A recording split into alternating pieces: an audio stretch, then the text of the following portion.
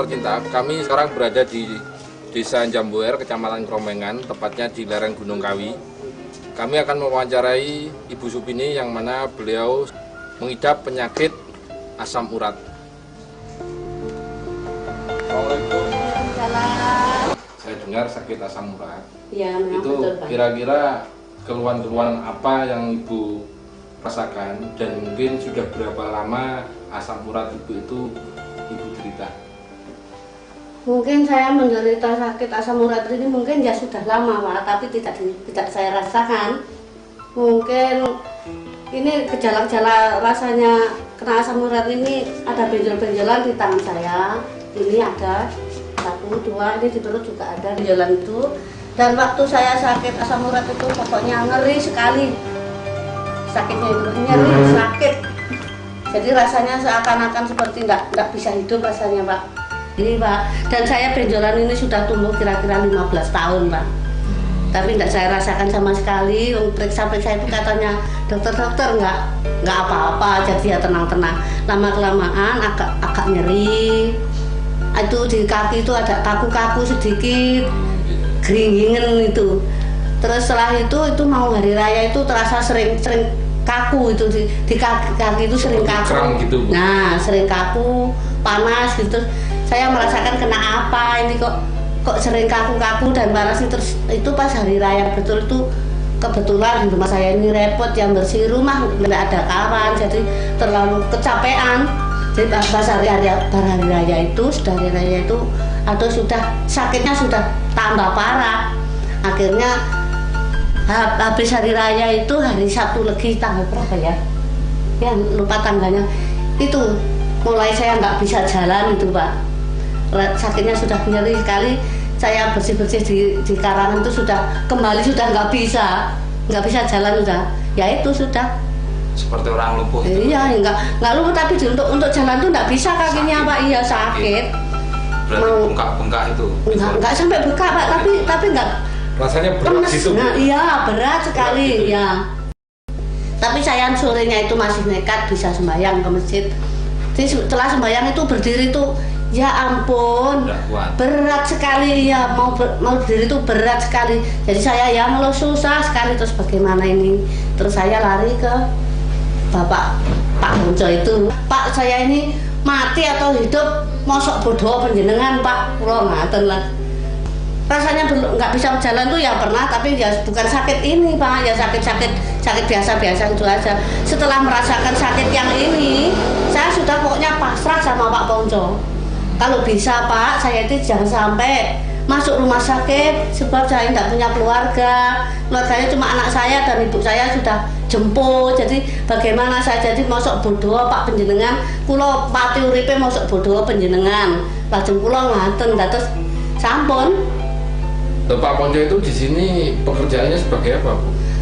Petugas kesehatan desa Pak. Oh, petugas kesehatan desa seperti mantri gitu. Nah, Pak Mantri. Pak Mantri ya. Ya, Pak Mantri. Terus setelah berobat ke Pak Ponco, Bu, ya. Ya. Bu Supini disarankan untuk pakai obat apa saja atau diberi obat apa saja? Sama Pak Ponco ya dikasih tahu, ini berhubung ada obat produk baru ini katanya Pak Ponco itu yang dari NASA itu. Ya saya manut saja Pak sama Pak Ponco, pokoknya saya pasrah ya, apa yang disuruh konsumsi saya turuti saja. Jadi akhirnya ya sekarang saya ini enak ini Pak, berkat dari NASA ini. Mungkin bisa ditunjukkan Bu produk-produk kesehatan dari NASA yang Bu Supini konsumsi ya. Ini Pak yang saya konsumsi dari NASA ya Pak Ponco memberitahu itu, ini dari klorofil, beras merah, lecitin dan wangte ini Pak. Kenapa Bu Supini setelah ditawari oleh Pak Ponco kok tertarik mengkonsumsi produk-produk dari NASA ini? Ini loh Pak, saya bisa tertarik sama Pak Ponco itu, dikasih tahu sama Pak Ponco. Soalnya saya sama Pak Ponco dipinjami bukunya, dipinjami CD-nya. Setelah saya nyetel CD itu, melihat orang-orang yang sudah berhasil itu, saya jadi tertarik sekali. Jadi saya itu ya ingin seperti mereka sembuhnya Pak. Apa yang Ibu rasakan setelah konsumsi produk-produk kesehatan dari NASA ini? Ya sekarang setelah saya menggunakan produk ini Pak. Alhamdulillah rasanya saya bisa hidup lagi Pak, sembuh, enteng sekarang sudah bisa kerja lagi. Bu, mana Bu Supini cara mengkonsumsi produk-produk kesehatan dari NASA ini Bu? Oh ya Pak, ini kalau yang lecitin ini saya menggunakan pagi 1 sendok makan, sore 2 sendok makan. Kalau yang lecitin ini, tapi kalau yang ini, yang Wang Teh ini tiap kali minumnya ya ini. Oh berarti tiap kali minum teh? Ya tehnya Wang Teh ini yang saya minum. Terus ini yang Krolopilnya ini sehari 3 kali 1 sendok makan. 3 kali 1 sendok makan. Ya. Terus ini beras merahnya ini sehari cuma sekali aja Pak. Sehari cuma sekali aja, gitu aja. Jadi makannya sore bisa berkurang, makan nasi cuma sedikit. Makan ini aja sudah kenyang ya.